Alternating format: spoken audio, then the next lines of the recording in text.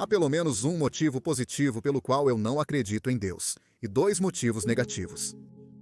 O motivo positivo é aquele que se acredita ter sido proferido por Laplace quando o imperador Napoleão perguntou a ele onde Deus se encaixava em sua descrição do cosmos. E Laplace famosamente respondeu: eu não tinha necessidade dessa hipótese. Em outras palavras, para Laplace, o universo era suficientemente explicável sem postular um Deus, ou pelo menos não mais explicável se postularmos um. Então, por que fazer isso?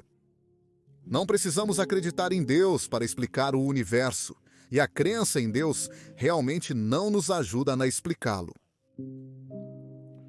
Por que as pessoas acreditam em Deus? Bem, estou fazendo essa pergunta como uma questão filosófica, não como uma questão psicológica. Pode haver algumas necessidades psicológicas para as pessoas acreditarem em Deus. Mas, olhando para isso mais como uma questão filosófica, poderíamos dizer que, na tradição cristã, particularmente na Idade Média, a tradição tentou desenvolver argumentos racionais para a existência de Deus. E até certo ponto, isso ainda existe entre os círculos católicos romanos. Vou mencionar 3 desses argumentos famosos.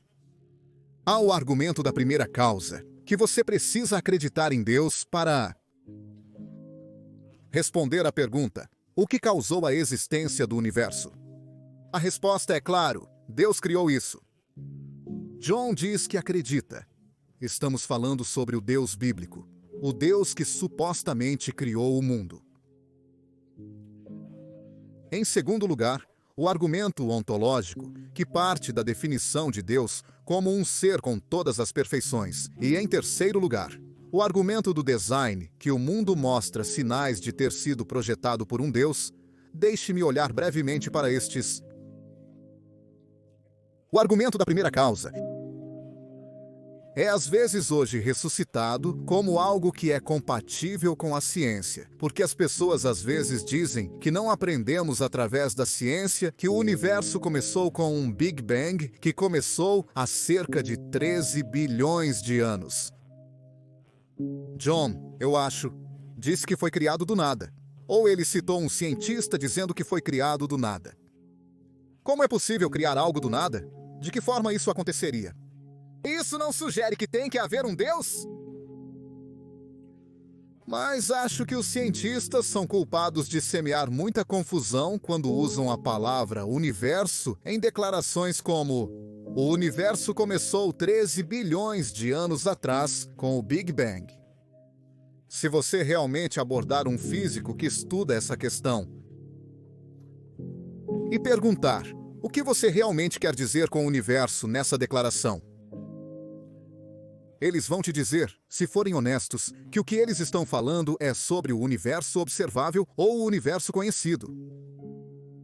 O universo observável com nossos telescópios é: todos os dispositivos que temos parecem ter começado a partir de algum tipo de explosão. Se preferir, desenvolvimento cerca de 13 bilhões de anos atrás e ter estado em expansão desde então. Mas se você perguntar ao cientista: bem, sabemos que começou do nada? Eles responderão que não sabem disso de forma alguma. Não podemos observar nada antes do Big Bang.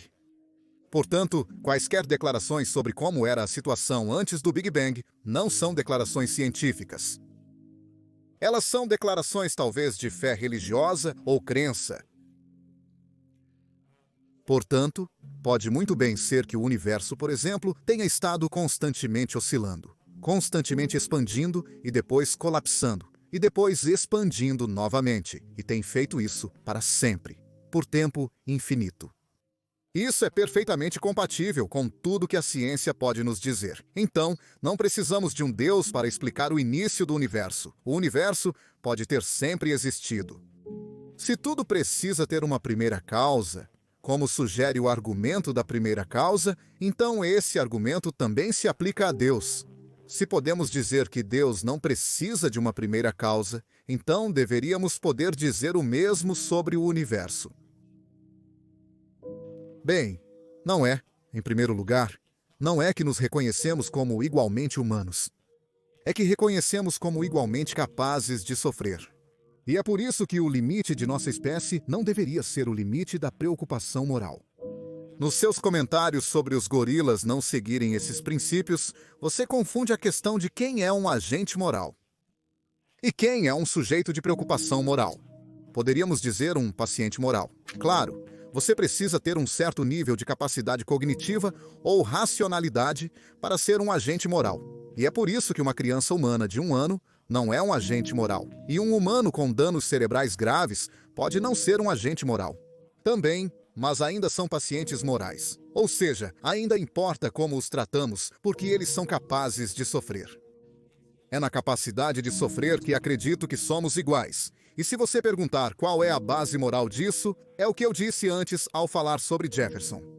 É a nossa capacidade de nos colocarmos na posição desses seres e de dizer como eu gostaria se eu fosse como eles e responder que eu não gostaria. E isso, a propósito, não é especificamente um preceito cristão. Você reconhece a regra de ouro, claro, mas isso não é especificamente um preceito cristão, nem mesmo judaico-cristão, mas um que você encontra em muitas outras culturas.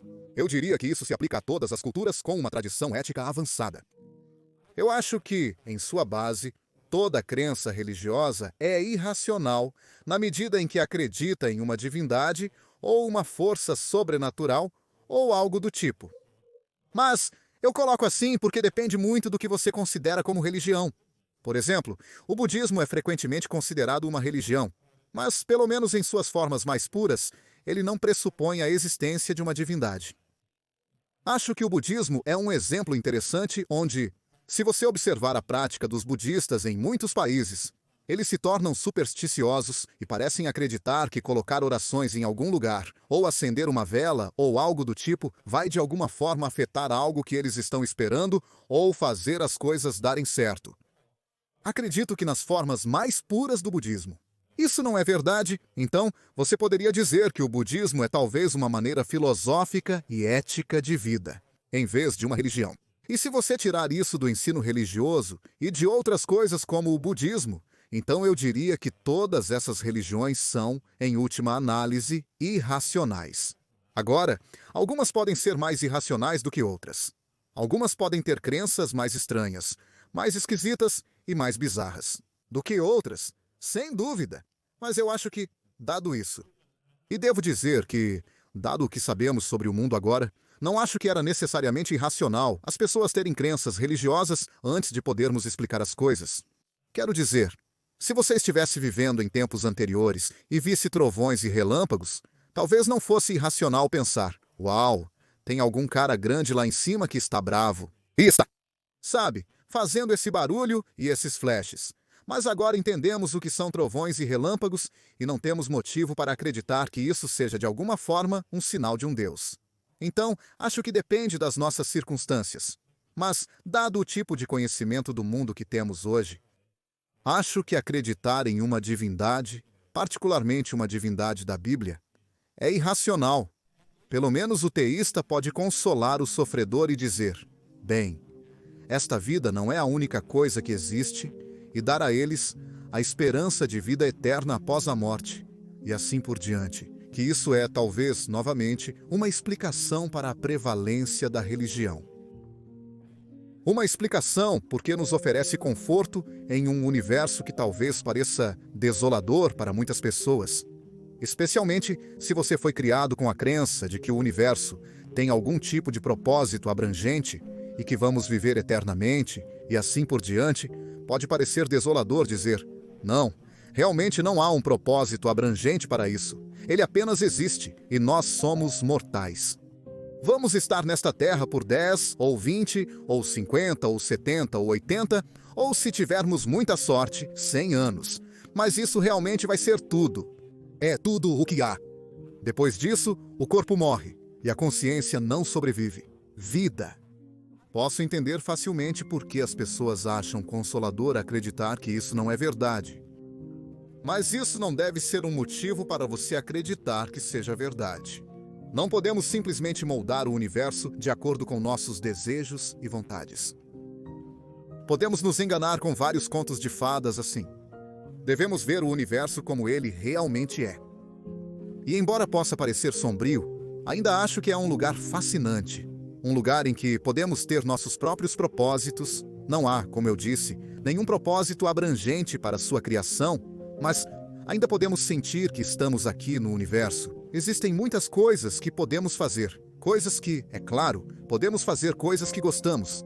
Mas também podemos encontrar um propósito em tentar reduzir a quantidade de sofrimento que existe no mundo. Que, como eu disse, tanto ateus quanto cristãos fazem, e podemos sentir que quando morrermos, quando chegarmos ao fim de quantos anos forem, deixarmos o mundo um pouco melhor do que seria se não tivéssemos vivido. Então, talvez possamos morrer com algum sentido de realização e satisfação, porque fizemos isso. E para mim, tenho que dizer, isso é suficiente e é tudo em que posso acreditar.